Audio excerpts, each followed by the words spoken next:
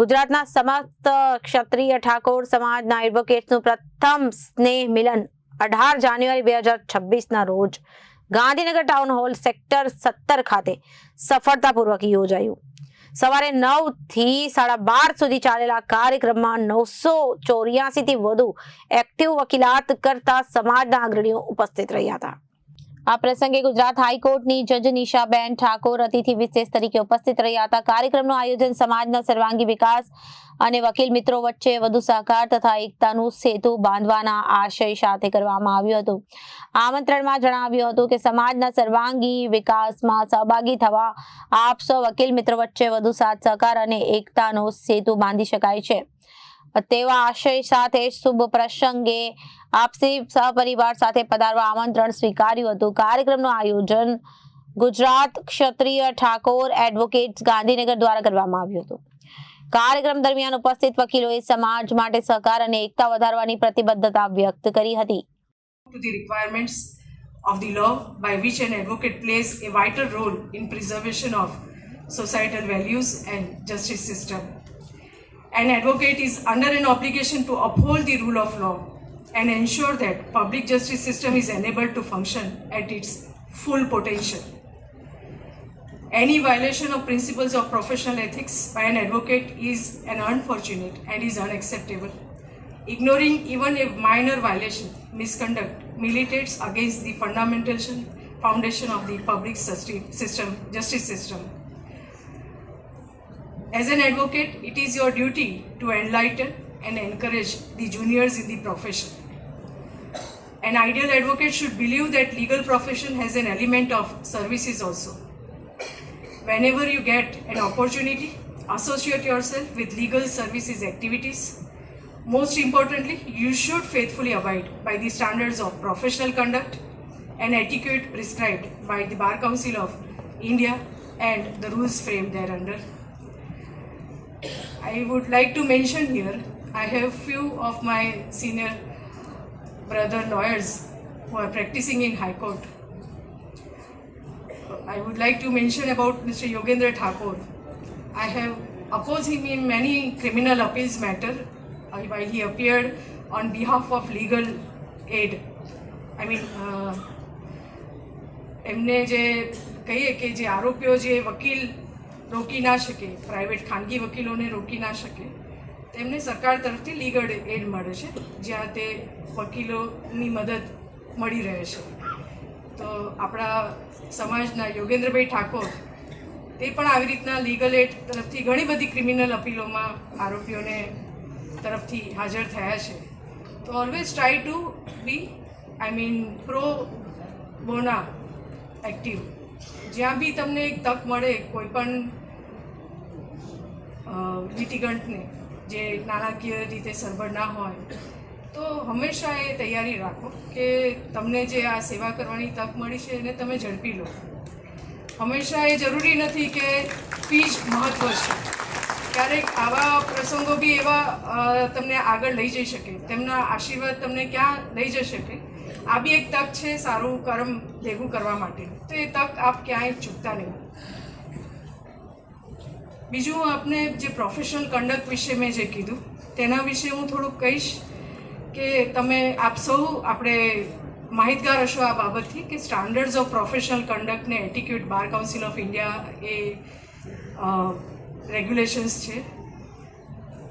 તે રેગ્યુલેશન્સનો કોઈ બ્રીચ ક્યાંક અનાદર ના થાય તમારાથી જાણીએ અજાણીએ, એટલા સચેત રહો.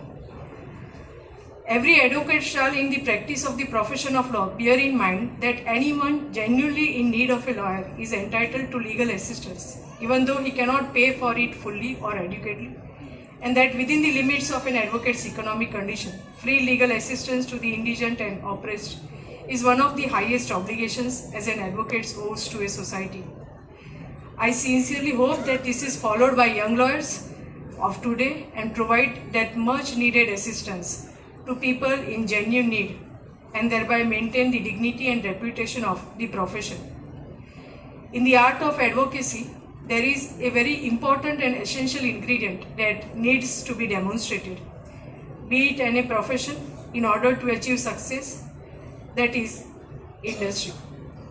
વકીલાત બાબતે એક બહુ ખૂબ ઉમદા કહેવત છે કે લીવ લાઈક એ હર્મિટ, વર્ક લાઈક એ હોર્સ. તમે જે આ વ્યવસાયમાં કદાચ શરૂઆતના જે વિક્રમભાઈ કહે છે કે 5 વર્ષ તમારે ખૂબ જ એને મહેનત આપવાની છે, તો આ 5 વર્ષ તમે એવી રીતના આપો કે જ્યારે તમે એક સાધુનું જીવન જીવી રહ્યા છો. એક જે ઘોડો જે તમને કહે ને કે આપણે મહેનત કરે છે, તે મહેનત તમારે આપવાની છે. કદાચ અમારા બધાને જે અનુભવ છે, દરેકના અનુભવો છે, જે ડાયસ ઉપર બેઠા છે મહાનુભાવો, કે શરૂઆતમાં ઘણી તકલીફો બધાએ સહન કરી છે, પણ ક્યારેક એ સમય આવશે કે એ જ તકલીફો આપને ક્યાંય આગળ લઈ જશે. એટલે મહેનત કરવામાં ક્યાંય કોઈ પાછા ના પડતા. મારા જમણા હાથમાં મારું નસીબ છે, પણ મારા ડાબા હાથમાં મારી મહેનત છે. નસીબ કદાચ મને એક સમયે એક ડગલું પાછળ પાડે, પણ મારું ડાબો હાથની મહેનત ક્યાંય મને લઈ જશે, એ તમારી તૈયારી રાખજો. એ હંમેશા એ ભાવના તમારા મનમાં રાખજો. આપણો સમાજ જે છે ડોક્ટરને આપણે એકત્ર થવાનો વિચાર આવે. સાહેબ, અમે કોઈ સમાજનું એકલાનું નહોતું કરવા માંગતા, પણ અમારા સમાજમાં સાહેબ આપ પણ જાણો છો કે આર્થિક રીતે નબળા પણ અમારા વકીલો હશે, શરૂઆતમાં સંઘર્ષ કરતા હશે, સારા સિનિયર જોડે જુનિયરશીપ નહીં મળી શકી હોય સાહેબ. તો અમે અમારો પહેલો પ્રયત્ન એ હતો કે અમારા જુનિયર વકીલોને અમે મળીએ, એમને શું તકલીફો છે સાહેબ. તો અમે પૂછી તો જોયું તો જુનિયર વકીલો જોડે બુકો નથી સાહેબ. તો પહેલો પ્રયાસ હતો કે જો જુનિયર વકીલને બુક આપવામાં આવે તો એનું ભાવિ ઉજળું બનશે, એ કંઈક વકીલાતમાં આગળ આવશે સાહેબ. તો પહેલો નાનકડો પ્રયત્ન હતો કે થોડા ઘણા વકીલોને અમે શું આપી શકીએ, તો બુક આપીએ સાહેબ. 2-5 બુકો કરતા કરતા સાહેબ આજે જુનિયર 301 વકીલોને સાહેબ અમે બુક ભેટ આપી રહ્યા છે કે જેથી એમનું ભવિષ્ય ઉજળું બને, વકીલાતમાં વકીલાત સારી કરી શકે સાહેબ, અને આવનાર સમયમાં એ પણ સમાજના એક સારા વકીલ બની શકે, સમાજ સેવા પણ કરી શકે સાહેબ. આ આશયના ઉદ્દેશથી અમે શરૂઆતનો અમારો કાર્યક્રમ છે ફક્ત જુનિયર વકીલોના હિત માટે કાર્યક્રમો કરવાનો, એમના એક જગ્યાએ એકત્રિત કરવાનો સાહેબ. અને બીજું કે જુનિયર વકીલોને એટલા માટે સાહેબ કે આજે વકીલાત કોઈ એક તાલુકા કે જિલ્લા પૂરતી સીમિત રહી નહીં સાહેબ. હવે બીજા તાલુકા કે જિલ્લામાં જ્યારે પણ કંઈક કામ મેળવવાનું થાય સાહેબ, તો પહેલો પરિચય કોનો કરીશું સાહેબ. તો એવું વિચાર્યું કે સમાજના પહેલા એક જગ્યાએ એકત્રિત સ્નેહ મિલન બોલાવીએ, એમાં પરિચય થાય તો એકબીજાના પરિચયથી સાહેબ કામ માટેની સરળતા થાય સાહેબ. આજે જુનિયર વકીલ ક્યાંક ના પણ દોડી શકે સાહેબ, એની આર્થિક સ્થિતિ સારી ના પણ હોઈ શકે સાહેબ. આજના વર્તમાન સમયમાં સાહેબ ઘણી બધી જગ્યાએ પહોંચવું એક વ્યક્તિનું શક્ય નહીં હોતું સાહેબ. તો કામની સરળતા માટે એકબીજાના જે સાથ અને સહકાર મળે સાહેબ, સલાહ સૂચનો મળે, માર્ગદર્શન મળે, એ આશયથી અમે આ સ્નેહ મિલન કર્યું છે. આમાં આજના એજન્ડા શું? Bureau report, Janadesh news.